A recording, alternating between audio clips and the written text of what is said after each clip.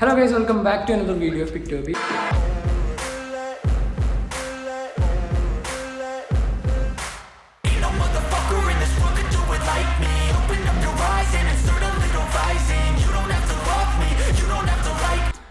അപ്പോൾ ഞാൻ ഇന്ന് ചെയ്യാൻ പോകുന്ന വീഡിയോ എന്താ വെച്ചാൽ നമ്മളെ നാട്ടിൽ ഓമശ്ശേരി ഒരു ഡീറ്റെയിലിംഗ് സ്റ്റുഡിയോ ഓപ്പൺ ആക്കിയിട്ടുണ്ട്. നമ്മളെ ഫ്രണ്ട് തന്നെയാണ് ഓപ്പൺ ആക്കിയിട്ടുള്ളത്. അപ്പോൾ ഞാൻ ഈ ഒരു ഷോപ്പിൻ്റെ വീഡിയോ ചെയ്യാൻ വേണ്ടി ഇങ്ങോട്ട് വന്നപ്പോൾ ഇവിടെ ഒരു ഓഫ് റോഡ് ലെജൻഡ് എന്നൊക്കെ പറയാൻ പറ്റിയ ഒരു വെഹിക്കിൾ ഇവിടെ ഉണ്ട്. ഇവർ ഡീറ്റെയിലിങ്ങിന് വേണ്ടിയിട്ട് ഇവിടെ ഒരാൾ വെച്ചതാണ്. അപ്പോൾ ഇത് ഫുൾ ഡീറ്റെയിലിങ്ങും കാര്യങ്ങളൊക്കെ ചെയ്ത് ഇവിടെ വെച്ചിട്ടുണ്ട്. അപ്പോൾ എന്താ പറയുക, ഈ ഒരു വെഹിക്കിളിൻ്റെ ഡീറ്റെയിൽസും അതുപോലെ തന്നെ ഈ ഷോപ്പിൽ ഈ ഡീറ്റെയിലിംഗ് സ്റ്റുഡിയോയിൽ മോട്ടോർവേ എന്നാണ് ഷോപ്പിൻ്റെ പേര്. അപ്പോൾ ഇവിടെ ചെയ്യുന്ന ഫുള്ള് ഡീറ്റെയിലും കാര്യങ്ങളൊക്കെ എന്തൊക്കെ വർക്ക് ചെയ്യുന്നുള്ള ഫുള്ള് ഡീറ്റെയിലും കാര്യങ്ങളൊക്കെയാണ് ഈ ഒരു വീഡിയോയിൽ ഉണ്ടാവുക. അതുപോലെ തന്നെ ഈ ഒരു വെഹിക്കിളിൻ്റെ എനിക്കറിയുന്ന എന്നെക്കൊണ്ട് പറയാൻ പറ്റിയ കുറച്ച് കാര്യങ്ങൾ ഞാൻ ഈ ഒരു വീഡിയോയിൽ ആഡ് ചെയ്യും. അപ്പോൾ നേരെ നമുക്ക് വീഡിയോയിൽ പോകാം. ഈ ഒരു വെഹിക്കിളിൻ്റെ ഡീറ്റെയിൽ നോക്കുകയാണെന്നുണ്ടെങ്കിൽ ഇതൊരു actually 2008 model മിസ്തുബിഷിയുടെ Pajero intercooler Turbo 2800 ആണ്. അപ്പോൾ ഈ ഒരു വെഹിക്കിളിൻ്റെ കളർ എന്ന് പറയുന്നത് ഹാഷ് കളറും അതുപോലെ തന്നെ വൈറ്റ് സിൽവർ അടങ്ങിയിട്ടുള്ളൊരു കളറാണ്. അപ്പോൾ ഈ ഒരു വെഹിക്കിളിൽ എവിടെ നോക്കിയാലും നമുക്കൊരു ക്രോമിയം ഫിനിഷിങ് കാണാൻ പറ്റും. മിറേഴ്സ് ആണെങ്കിലും അതുപോലെ തന്നെ ഈ ഒരു ബോർഡേഴ്സ് ആണെന്നുണ്ടെങ്കിലും പിന്നെ ബാക്കത്തെ ഈ ഒരു കേരിയർ ആണെന്നുണ്ടെങ്കിലും എല്ലാ കാര്യത്തിലും പിന്നെ ഈ ബ്രേക്ക് ലൈറ്റ് ടെയിൽ ലൈറ്റിൻ്റെ ഈ ഒരു പോർഷനൊക്കെ ഫുള്ളൊരു ക്രോമിയാണ്. അതുപോലെ തന്നെ ബാക്കത്തെ ബമ്പറും കാര്യങ്ങളൊക്കെ ഒരു ക്രോമിയം ഫിനിഷിലാട്ടോ കൊടുത്തിട്ടുള്ളത്. അതുപോലെ തന്നെ ഈ ഒരു വെഹിക്കിളിൻ്റെ ടയേഴ്സും കാര്യങ്ങളൊക്കെ മാറ്റിയിട്ടുണ്ട്. അലോയ്സ് സ്റ്റോക്ക് തന്നെയാണ്. അതിൽ ഒരു എന്താ പറയുക സൈസ് കൂടിയൊരു ടയേഴ്സ് ഇതിൽ ചെയ്തിട്ടുണ്ട്. അതുപോലെ തന്നെ ഇപ്പോൾ എന്താ പറയുക വലിയ ഡീറ്റെയിലിംഗ് ചെയ്തുകൊണ്ട് തന്നെ വണ്ടി നല്ല തിളങ്ങി നിൽക്കുന്നുണ്ട്. എനിക്കൊരു ഈ ഒരു വെഹിക്കിളിൻ്റെ ഫുള്ള് ഡീറ്റെയിൽ ആയിട്ട് പറയാൻ അറിയില്ല, എന്നാലും എനിക്കറിയുന്ന കാര്യങ്ങൾ ഞാൻ എന്തായാലും ഈ ഒരു ഇതിൽ ആഡ് ചെയ്യും. ഓക്കെ, ഇൻറ്റീരിയറിൻ്റെ ഭാഗത്ത് നിന്ന് തുടങ്ങാം. ഈ ഒരു ഡോർ ഹാൻഡ് തന്നെ കണ്ടില്ലേ, ഫുള്ളൊരു ക്രോമിയം ഫിനിഷിലായിട്ട് നല്ല ഓപ്പൺ ചെയ്യാൻ തന്നെ ഒരു പ്രത്യേക ഒരു സുഖം കിട്ടും. പിന്നെ ഈ ഒരു ഡോർ ഓപ്പൺ ചെയ്യുമ്പോൾ നമുക്ക് ഇവിടെ പവർ വിൻഡോൻ്റെ കാര്യങ്ങളൊക്കെ കാണാൻ പറ്റും. പിന്നെ ഒരു ലോക്ക് കാണാൻ പറ്റും. പിന്നെ ഈ ഒരു ഡോർ അൺലോക്കിങ്ങിൻ്റെ ഒരു ഭാഗമൊക്കെ ഒരു ക്രോമിയം ഫിനിഷിലാണുള്ളത്. പിന്നെ ഈ ഒരു എന്താ പറയുക വുഡിൻ്റെ ഒരു ടച്ചിലാണ്, പക്ഷേ ഇത് വുഡല്ല. പിന്നെ ഇവിടെ എന്താ പറയുക ലെതർ ഫിനിഷ് വന്നിട്ടുണ്ട്. ഈ ഒരു ഡോർ ഹാൻഡിൽ ഞാൻ ഈ ഒരു പോളോൻ്റെ വീഡിയോ ചെയ്തപ്പോൾ ഞാൻ പറഞ്ഞിട്ടുണ്ട് എനിക്ക് പേഴ്സണലി ഭയങ്കര ഇഷ്ടമുള്ള ഒരു ഡോർ ഹാൻഡിലാണ് ഈ ഒരു ഡോർ ഹാൻഡിൽ. അപ്പോൾ നേരെ നമുക്ക് ഉള്ളോട്ട് വരികയാണെന്നുണ്ടെങ്കിൽ ഇത് ആക്ച്വലി ഓഫ് റോഡ് വെഹിക്കിളാണ്, 4x4 ആണ്. അതിൻ്റെ നമുക്ക് ഗിയറും കാര്യങ്ങളൊക്കെ കാണാൻ പറ്റും, 2 ഗിയറുകൾ കാണാൻ പറ്റും. പിന്നെന്താ പറയുക, ഈ ഒരു വെഹിക്കിളിൽ കുറേ അധികം ഫങ്ഷൻസ് ഉണ്ട് കേട്ടോ. പക്ഷേ എല്ലാം ഒന്നും എനിക്ക് പറയാൻ അറിയില്ല. എന്തായാലും അറിയുന്ന കാര്യങ്ങളൊക്കെ കുറച്ച് പറയാം എന്നുണ്ടെങ്കിൽ ഈ ഒരു മീറ്ററും കാര്യങ്ങളൊക്കെ ഒരു പ്രത്യേക രസം തന്നെ ഉണ്ട്. ഇവിടെയൊക്കെ ഒരു വുഡ് ഫിനിഷിലൊരു പ്ലാസ്റ്റിക് ടൈപ്പ് കൊടുത്തിട്ടുണ്ട്. പിന്നെ ഇവിടെ കുറേ അധികം സ്വിച്ചുകളും കാര്യങ്ങളൊക്കെ ഉണ്ട്. ആക്ച്വലി എനിക്ക് ഫുള്ള് ഡീറ്റെയിൽ അറിയില്ല. ഓഫ് റോഡ് വെഹിക്കിൾ ആയതുകൊണ്ട് തന്നെ അല്ല, പജേറോയുടെ കൂടുതൽ ഡീറ്റെയിലും കാര്യങ്ങളൊന്നും എനിക്കറിയില്ല. ഇനിയിപ്പോൾ പജേറോയുടെ ഫാൻസ് ആരെങ്കിലും ഉണ്ടെന്നുണ്ടെങ്കിൽ ഒന്നും വിചാരിക്കരുത്. ഞാനിങ്ങനെ ഒരു ഷോപ്പിൻ്റെ വീഡിയോ ചെയ്യാൻ വേണ്ടി വന്നപ്പോൾ ഇവിടെ കണ്ടപ്പോൾ ജസ്റ്റ് ചെയ്തേ ഉള്ളൂ. ഞാൻ ആക്ച്വലി പ്രിപ്പയർ അല്ല. ഈ ഒരു വെഹിക്കിളിൻ്റെ ഫുള്ള് ഡീറ്റെയിലും കാര്യങ്ങളൊന്നും അറിയില്ല. പക്ഷേ ഓഫ് റോഡ് ലെജൻഡ് എന്നറിയപ്പെടാൻ പറ്റുന്നൊരു വെഹിക്കിൾ തന്നെയാണ് ഈ ഒരു പജേറോ, മിസ്തുബിഷി പജേറോ എന്ന് പറയുന്നത്. പിന്നെ നമുക്ക് ഇവിടെ ഒരു 3 മീറ്റർ കാണാൻ പറ്റും. ഇത് ആക്ച്വലി പുറത്തുള്ള ചെരിവും കാര്യങ്ങളൊക്കെ അറിയാൻ വേണ്ടിയിട്ടുള്ളതാണ്. ഇത് എന്താണെന്നറിയില്ല. പിന്നെ ഇത് നമ്മളെ പുറത്തുള്ള ടെമ്പറേച്ചറും കാര്യങ്ങളൊക്കെ അറിയാൻ വേണ്ടിയിട്ടുള്ളതാണ്. പിന്നെ നമ്മളെ AC വെൻറ്റ് കാര്യങ്ങളൊക്കെ ഇവിടെ വന്നിട്ടുണ്ട്. പിന്നെ AC അഡ്ജസ്റ്റ്മെൻറ്റ് കാര്യങ്ങളൊക്കെ ഇവിടെ ഉണ്ട്. പിന്നെ അവിടെ ഒരു ചെറിയൊരു സെറ്റ് കൊടുത്തിട്ടുണ്ട്. പിന്നെ ഇവിടേക്ക് വരികയാണെന്നുണ്ടെങ്കിൽ നമ്മൾ ഓഫ് റോഡ് എന്താ പറയുക ഹൈ ഗിയറും ഉണ്ട്. പിന്നെ അതുപോലെ നോർമൽ ഗിയർ ഉണ്ട്. പിന്നെ ഇവിടേക്ക് വരികയാണെന്നുണ്ടെങ്കിൽ ചെറിയൊരു സ്റ്റോറേജ് സ്പേസ് തന്നിട്ടുണ്ട്. ഇവിടെ നമുക്കൊരു ചെറിയൊരു സാധനം കാണാം. ഇത് ആക്ച്വലി നമുക്ക് എന്തെങ്കിലും സിഗരറ്റ് കത്തിക്കാനോ അങ്ങനെ എന്തെങ്കിലും ഒരു ഇതിനെടുക്കാൻ പറ്റിയൊരു ചെറിയൊരു ഭാഗമാണ്. പിന്നെ നമുക്ക് ഇവിടെ ഒരു ആംബ്രസ്റ്റ് കാണാം. ആംബ്രസ്റ്റിൻ്റെ ഉള്ളിലായിട്ട് ചെറിയൊരു സ്റ്റോറേജ് സ്പേസും വന്നിട്ടുണ്ട്.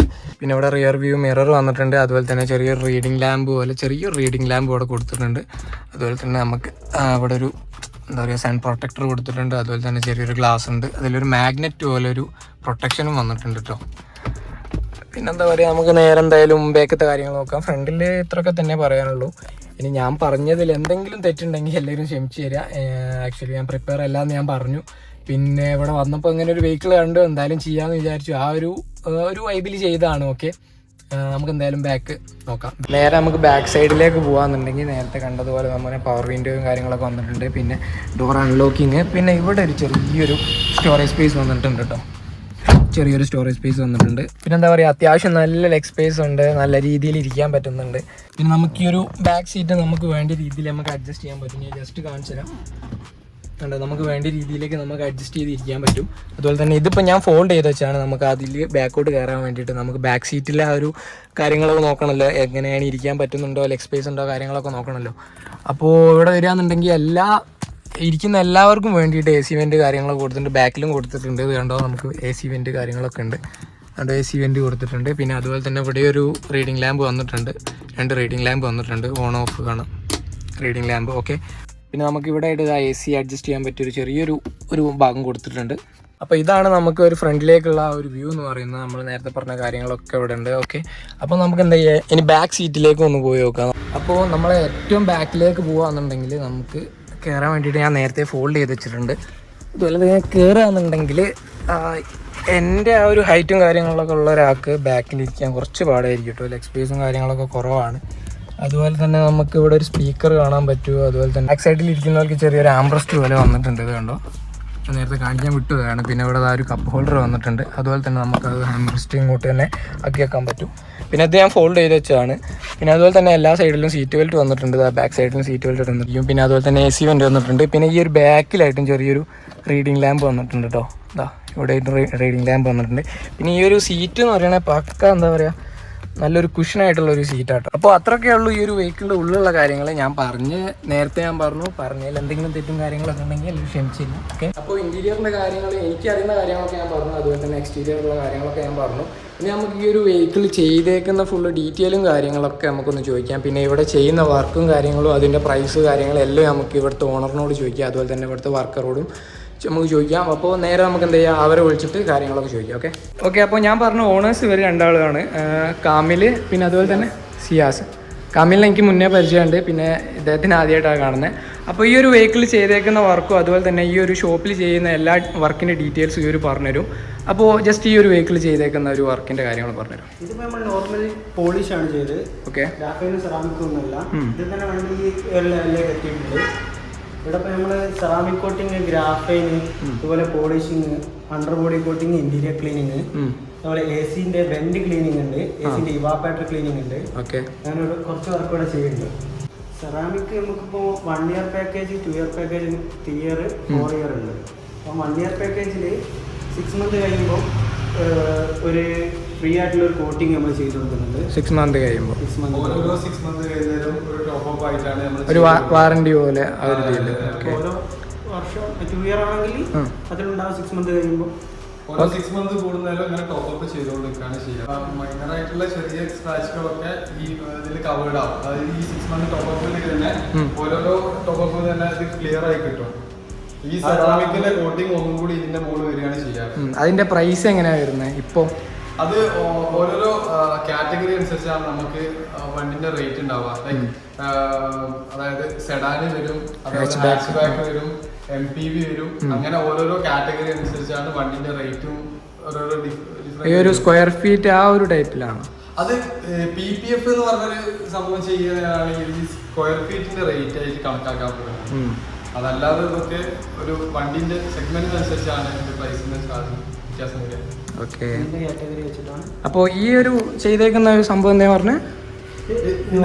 പ്രീമിയം ടഫ്ലോൺ കോട്ടിംഗ് ആണ് നമ്മൾ ഇതിന്റെ മുകളിൽ അപ്ലൈ ചെയ്തിട്ടുള്ളത്. അപ്പോൾ ഇങ്ങനെ ചെയ്യാൻ കുറെ റേറ്റ് വരുമോ?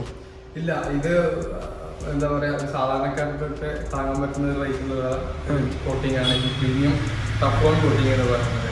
ഓക്കെ, അപ്പോൾ ഇങ്ങനെ ചെയ്തിട്ടും ഈ ഒരു വണ്ടി നല്ല തിളങ്ങി നിൽക്കുന്നുണ്ട്. അത്യാവശ്യം നല്ല ഫിനിഷിങ് തന്നെ ചെയ്തിട്ടുണ്ട്. അപ്പോൾ ഇനി ഇങ്ങനെ എന്തെങ്കിലും എന്താ പറയുക ഡീറ്റെയിലിങ്, അതുപോലെ തന്നെ സെറാമിക്കിൻ്റെ ആവശ്യങ്ങൾ, അതുപോലെ തന്നെ AC വെൻ്റ് ക്ലീനിങ് അല്ലേ, AC വെൻ്റ് ക്ലീനിങ്, അതുപോലെ തന്നെ എന്തെങ്കിലും ആവശ്യം ഉണ്ടെങ്കിൽ നമുക്ക് ഇവരെ കോൺടാക്ട് ചെയ്യാം. ഇവർ 2 ആളെയും ഡീറ്റെയിൽ ഞാൻ കൊടുക്കാം. അതുപോലെ തന്നെ മോട്ടോർവേയുടെ ഫുൾ ഡീറ്റെയിലും കാര്യങ്ങളൊക്കെ കൊടുക്കാം. അപ്പോൾ ഞാൻ ആക്ച്വലി ഈ ഒരു ഷോപ്പിൻ്റെ വീഡിയോ ചെയ്യാൻ വേണ്ടി വന്നതാണ്. അപ്പോൾ അങ്ങനെയാണ് ഈ ഒരു വെഹിക്കിൾ കണ്ടത്. അപ്പോൾ കാമിൽ കോൺടാക്ട് ചെയ്തു. അപ്പോൾ ഈ ഒരു വെഹിക്കിൾ വീഡിയോ ചെയ്യാൻ പറ്റുമെന്ന് ചോദിച്ചു. കാമിൽ ഒരു പ്രശ്നമില്ല, ചെയ്തോന്ന് പറഞ്ഞു. അപ്പോൾ ഈ ഒരു വെഹിക്കിൾ എന്താ പറയുക അത്യാവശ്യം നല്ല ക്ലീൻ ആയിട്ടുണ്ട്. ഇനിയിപ്പോൾ ആർക്കെങ്കിലും എന്തെങ്കിലും ആവശ്യം ഉണ്ടെങ്കിൽ ഇവർ 2 ആളെയും കോൺടാക്ട് ചെയ്യാം. മോട്ടോർവേയുടെ ഫുൾ ഡീറ്റെയിലും കാര്യങ്ങളൊക്കെ ഞാൻ കൊടുക്കാം. അപ്പോൾ ഈ ഒരു വീഡിയോ കണ്ടിട്ട് ഇഷ്ടപ്പെട്ടെങ്കിൽ ലൈക്ക് ചെയ്യുക, ഷെയർ ചെയ്യുക, സബ്സ്ക്രൈബ് ചെയ്യുക. Okay, thank you.